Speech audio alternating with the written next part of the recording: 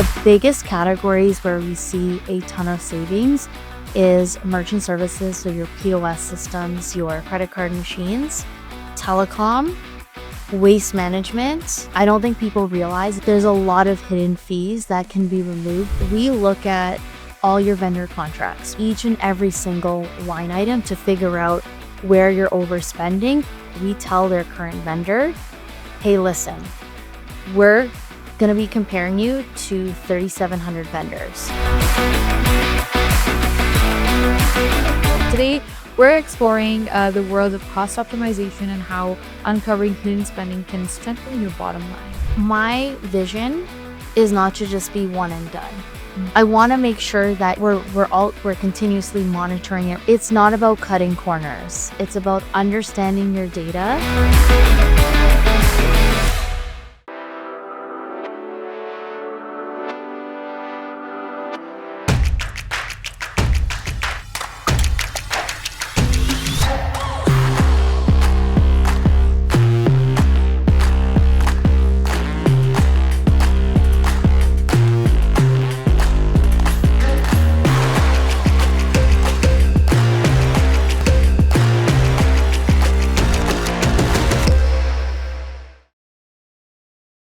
This is Maheen, and welcome to the CanadianSME Small Business Podcast, where we break down the financial strategies that helps businesses protect and grow their profit margins. And today, we're exploring the world of cost optimization and how uncovering hidden spending can strengthen your bottom line. Our guest is Erika Giuggio, a cost reduction specialist with Schooley Mitchell of Brampton, North America's leading independent cost optimization firm.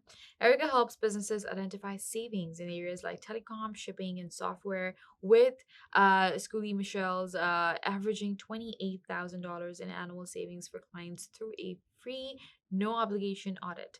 In this episode, we cover the most common hidden costs, the risk-free process of independent cost reduction, and how smarter spending can unlock new opportunities for growth. So without further ado, let's get started and welcome our guest, Erika. Erika, we're very pleased to have you on the show today. How are you?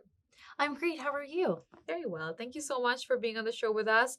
Now, Erika, you specialize, as I highlighted in my intro as well, in helping businesses reduce their operational costs without changing vendors. So let's really start with where companies commonly overspend, right? Tell us, where do businesses overspend the most, and how do outdated contracts, renewals, and vendor complexity quietly inflate costs? Great question. So we have 12 categories and 3,700 vendors altogether, but the biggest categories where we see a ton of savings is merchant services, so your POS systems, your credit card machines, telecom, waste management, and I would also say we've got ELD and fuel. Those are some of the biggest ones, but it depends on your business. There's all kinds. I don't think people realize, especially with merchant services, that when it comes to interchange fees, or if you're just doing business within the country, there's a lot of hidden fees that can be removed that people don't know how to remove. And just on that alone, even for a small business, you can save between $12,000 to $26,000 just on that alone. That is a vital financial warning, Erika, and it highlights that the most significant costs are often the invisible ones that are buried in the recurring contracts. Now let's explore the risk-free process of independent cost reduction and the impressive average savings you deliver. Erika, Schooley Michel's model is unique, which is no upfront fees, no obligation, and a contingency-based fee that is only due when a client realizes the savings. Tell us, how does your independent cost reduction process work from the free audit onward, and why is it a zero risk model for businesses? Like, how do you use market data to uncover savings that average $28,000 a year? Okay, so what we do is we look at all your vendor contracts. We look at each and every single line item to figure out where you're overspending or where some of the data could be optimized or doesn't make sense. For example, telecom. If let's say you have two phones, depending on the type of business, you don't need two phones. You can use one phone, two different lines, and this way we can get rid of a phone and just use one. So what we do is look at each and every line item, figure out where you're overspending, Then from there, we go to our network. So you mentioned earlier, and you asked earlier that we stay within the current vendors. But another thing that we do too is we tell their current vendor, hey, listen, we're going to be comparing you to 3,700 vendors. And in essence, sharpen the pencil. Mm-hmm. So we give them a heads up. And 'cause sometimes it's family friends where people will say to us, hey, listen, this is, my local guy. I really don't want to switch.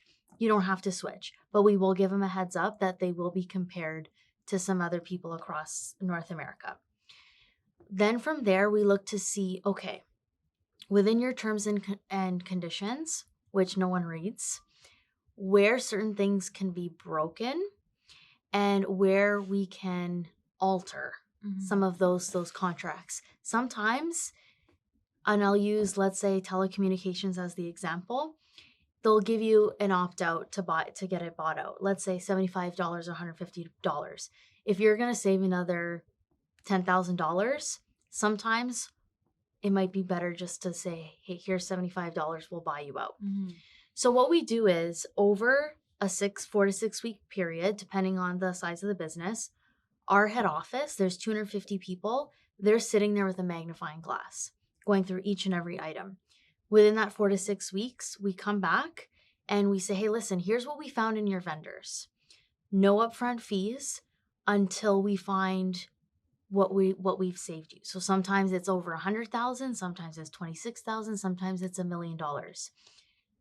Until we find, and you have the last say to say, hey, listen, you know what? I want to implement these changes with either your current vendor or the ones that we're going to recommend. Then to also top it off, we're not just there for that one time thing. Say, oh, here you go. Like, that's it. Let's say, for example, 10 months down the road, you get another 10 more employees. Your business is doing great. We're going to go back to the drawing board and tell your telecommunications vendor, hey, listen, we're adding 10 more phones. Let's do something a little bit better. Or you need to alter something. Another example you might say is, you know what? I don't really like the vendor that was recommended. Can we change it? No problem. We're like financial advisors. 2008, not so great. 2009, 10 starts to get better. We're here for the high and the lows, and we're able to make adjustments.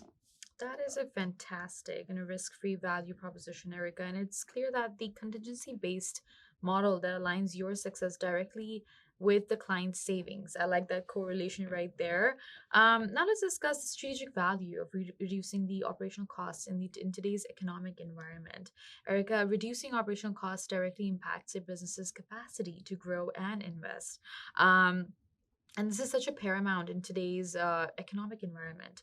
Please tell us, what does an average $28,000 in savings look like in real life for a small business, and how can cost optimization directly support growth in areas like hiring, marketing, tech upgrades, or even cash flow? Well, it's a lot of things. Imagine what you would do with an extra $28,000. Some people would go shopping at Yorkdale with it as what I would do, but other times it's giving that person that raise that has been with you for a while, or maybe you're thinking of investing in some digital marketing or some other aspect. It's essentially a cash injection that just keeps coming. Think of, and I'm going to use small businesses as the example. They look for grants all the time. Why? Because they need that next step to get fueled. It could be 20,000 is just for like a very small business. If you've got, let's say, 10 employees and up, and we give you 56,000, that's a salary. So with the economic things that are going on right now, between tariffs, inflation, all of those things, it's either, yes, you can maybe hire somebody else, or when your profit margins were at 15%, it's now 20%. And restaurants is a big example of this. Some of the ones that we're looking at, I feel bad. They're with rising food costs. Having that extra 56,000, even though it might be 56,000, it's that extra boost that gets you to that next level.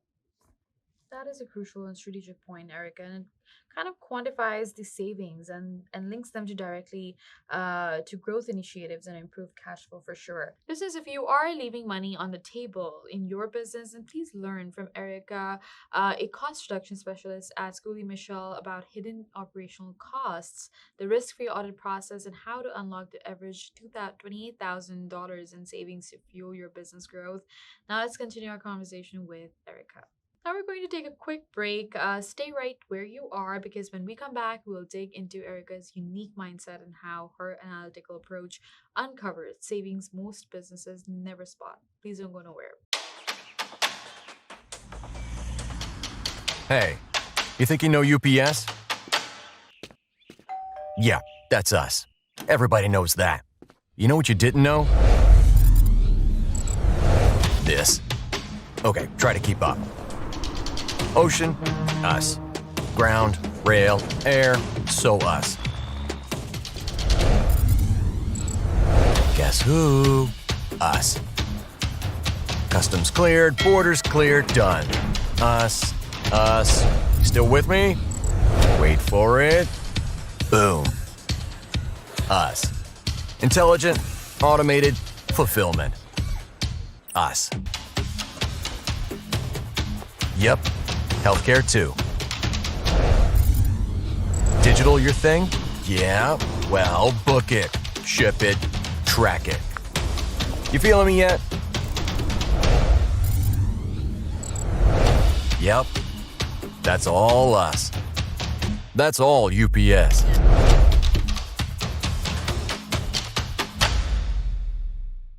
Welcome back, everyone. Let's jump right in and explore how Erica's inventor-driven perspective help businesses boost efficiency and capture savings that are hiding in plain sight. Now let's look at your unique background and the value of an investor's mindset. Erica, your background is very diverse. It's spanning marketing and analytic rigor and holding a patent. And this unique blend, it allows you to spot saving opportunities others usually miss. Please tell us what inspired you to focus on cost reduction, and how does your investor mindset help businesses improve efficiency, manage their rising costs, and uncover savings that others miss? Okay, so when I was in the digital marketing space, a lot of people would come to us and say, I need digital marketing. But when I looked at their business overall, there's a lot of moving pieces that need to get fixed before you come and market yourself. For example, a lot of these businesses would say, I'm not getting leads, right even before we'd start working together. And I would call their office and nobody would pick up the phone. And I would say, well, you have to fix your sales process. Otherwise, any money that you're spending is just going down the tube. Or, for example, some of their operations, there's a lot of software, especially now with AI, that you can integrate to make things a lot more efficient. So I would see these things outside of the digital marketing realm. And I'd say, hey, listen, and I'd be honest with them, this is not going to work until you fix this. Right. Or if they had a really, and excuse my French, a shitty website, I can't drive traffic to a website that hasn't been updated since 1998. All these little things used to bother me and drive me nuts. And at the end of when I would go to the close, they would say, hey, listen, I don't have the money for this. I really like this. I don't have the money for this. And then I would get them into grants, and I'd get them into some other programs, and then they would sign up with us. So what I realized is if we can save them money on those aspects and they can invest that into the gaps in the boat. I refer to businesses as boats, but when there's holes in the boat, you got to clog it up so you can sail. So if they can clog those holes up and sail, then they can implement marketing. The other thing I've also noticed now as an investor, as somebody that is also an inventor, is a lot of people are retiring. And who is buying these businesses? People that are millennials, Gen Zs, anybody before that. What I'm also noticing is they're not optimized. Right. They're at that 65-year mark, and they're like, I want to get rid of my business. That's it. But someone that comes in, somebody like myself, I look for all these things. And someone that's buying the business wants those profit margins up here. Right. So that's also another angle that I look at as well. And I say, okay, if you're looking at exit strategies and someone wants to buy it, they're going to want a max amount of profit. And also for them too, when they're making that exit, you want to make sure that not only are you leaving on a good note, but also if they continue with loyalties and royalties, depending on the type of business, you have even more cash flow coming in. Mm-hmm. That is such an inspiring path, Erika, and it highlights that curiosity and a creative mindset. They're so crucial assets for operational efficiency for sure. Finally, let's discuss Schooley Michelle's vision for helping small businesses. Erika, you are so committed to helping businesses keep more of their hard-earned money and ensuring that their operations run efficiently. Tell us, why is ongoing monitoring essential for keeping savings year after year, and what is your long-term vision for Schooley Mitchell of Brampton as you continue helping Canadian businesses manage costs with clarity? So my vision is not to just be one and done, but rather, as I mentioned earlier, businesses are boats. There's holes in them. Water gets in the boat depending on which waves come by. I'm not just here to say, here's some cost savings, see you later, but rather I have such an extensive network now that when I see certain things, I make those recommendations. I want to see people succeed. I had my own business before, and I still am an inventor, but there's so many moving pieces that people just don't know how to move forward, and they're also DIYers that I want to help them get to that next level, regardless of funding, hiring challenges, all of those things. I'd say so. I want to make sure that yes, with ongoing savings, that we're continuously monitoring it. We're looking at the data. Data tells a story, but it's also, I think it's bigger than that. That is an inspiring vision, Erika, and it's clear that continuous optimization, it is a key to long-term financial health. This was a great conversation. Thank you for so much of what you've shared today in the show, and really, you're so focused on empowering businesses to achieve that sustained savings and their operational efficiency through continuous optimization. So we wish you all the best with that work. As we wrap up, Erika, if there's one core message that you want listeners to remember about protecting their profit margins with confidence, what would it be?